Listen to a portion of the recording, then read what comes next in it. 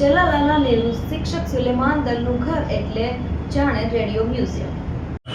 આજે 13 ફેબ્રુઆરી એટલે વિશ્વ રેડિયો દિવસ અને વિશ્વ રેડિયો દિવસ નિમિત્તે અમરેલીના ચલાલા ગામના નિવૃત્ત શિક્ષક સુલેમાન દલનું ઘર એટલે જાણે રેડિયો મ્યુઝિયમ। જોઈ લ્યો આ રિપોર્ટમાં। વાલવાળા રેડિયોથી લઈને અતિ આધુનિક કારવાન સુધી વિવિધ 400 રેડિયોનો સંગ્રહ ધરાવતા સુલેમાન દલ રેડિયોના ખરા ચાહક અને સાધક છે। મુંબઈની ચોર બજારથી લઈને અલંગ સાથે જુદા જુદા શહેરોમાંથી વિવિધ પ્રકારના રેડિયો એકઠા કર્યાને સંગ્રહ કરી મ્યુઝિયમ બનાવેલા તમામ રેડિયો ચાલુ હાલતમાં રાખતા સુલેમાન દલની રેડિયો પ્રત્યેની ભાવનાઓ ઉડીને આંખે વળગે તેવી છે। બંધ અને બિસ્માર હાલતમાં હોય તેવા રેડિયોને પણ મૂળભૂત સ્થિતિમાં લાવી અને રેડિયોને શરૂ કરવાનો શોખ ધરાવતા સુલેમાન દલ એટલે રેડિયો મેન ઓફ ચલાલા। 13 ફેબ્રુઆરીએ સમગ્ર વિશ્વમાં વિશ્વ રેડિયો દિવસ તરીકે ઉજવવામાં આવે છે। સ્માર્ટફોનના યુગમાં આજે પણ આપણો રેડિયો એટલો જ સાંપ્રત છે અને હયાત છે ત્યાં સુધી કે મોબાઈલમાં રેડિયોનો સમાવેશ કરવો પડ્યો એટલે તો એ રેડિયોની મહત્તા છે। વિશ્વ રેડિયો દિવસની તારીખ ચકાસતા જાણવા મળે છે કે યુનેસ્કો દ્વારા 13 ફેબ્રુઆરી 2012ના રોજ પ્રથમવાર વિશ્વ રેડિયો દિવસ ઉજવવામાં આવ્યો હતો। આ વર્ષે તારીખ 13મીએ સોમવારે જ્યારે સમગ્ર વિશ્વમાં રેડિયો દિવસની ઉજવણી થશે ત્યારે અમરેલી જિલ્લાના ચલાલા ગામના નિવૃત્ત શિક્ષકનો રેડિયો પ્રેરણા આપનારો છે। રેડિયો આજે પણ ભૂતકાળ જેટલો સાંપ્રત છે, જોકે હવે રેડિયોનું સ્વરૂપ બદલાઈ ગયું છે। એક જમાનામાં વાલવાળો એન્ટેનાથી ચાલતો રેડિયો આજે લોકોના મોબાઈલથી લઈને નાઇટ લેમ્પ સુધી પહોંચી ચૂક્યો છે। આ સ્થિતિમાં ચલાલાના રેડિયો સંગ્રાહક સુલેમાનભાઈ દલના રેડિયો સંગ્રહ વિશે અને તેમના રેડિયો પ્રેમ વિશે જાણવા જેવું છે।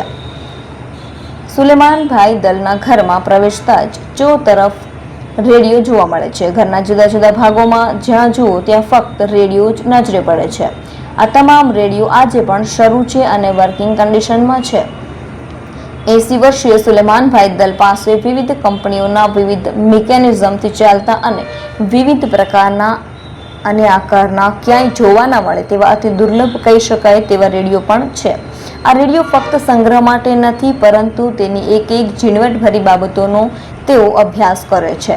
તેમને રેડિયોના એક એક પાર્ટ વિશે જાણકારી હોય છે। બંધ હાલતમાં મળી આવેલા રેડિયોના અસલ પાર્ટ ગમે ત્યાંથી શોધી અને તેઓ જાતે જ રિપેર કરી તેને શરૂ કરે છે। તેમની પાસે આ પ્રકારના અનેક રેડિયો છે। વર્ષ 1964માં અમરેલી ખાતે સુલેમાનભાઈ દલ ટેકનિકનો અભ્યાસ કરવા ગયા ત્યારથી લઈને મને ઇલેક્ટ્રોનિક ચીજો અને ખાસ કરીને રેડિયોનો શોખ હતો। રેડિયોના વેચાણની દુકાન હતી એટલે રેડિયો સાથે ખૂબ લગાવ હતો। જોકે રેડિયો સંગ્રહની શરૂઆત નોકરીમાંથી નિવૃત્તિ બાદ વર્ષ 2000થી કરી હતી।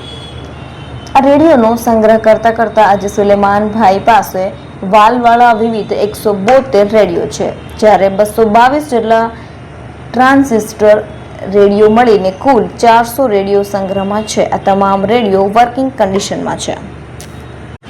રેડિયોનો ઇતિહાસ વિશે વાત કરીએ તો આકાશવાણીની માહિતી મુજબ ભારતમાં વર્ષ 1923માં ભારતમાં રેડિયો ક્લબ ઓફ બોમ્બે નામનું પહેલું અને ખાનગી રેડિયો દ્વારા પ્રસાર કાર્ય શરૂ થયું હતું।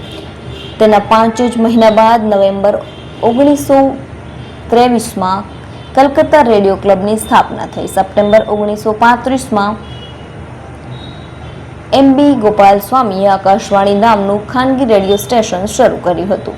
જોકે તેના એક જ વર્ષ પછી 8 જૂન 1936ના રોજ બધા જ સરકારી ખાનગી પ્રસારકોનું રાષ્ટ્રીયકરણ કરવામાં આવ્યું અને ઓલ ઇન્ડિયા રેડિયોની સ્થાપના કરવામાં આવી। દેશની આઝાદી પછી પહેલીવાર વર્ષ 1956માં ઓલ ઇન્ડિયા રેડિયોનું નામ આકાશવાણી રાખવામાં આવ્યું।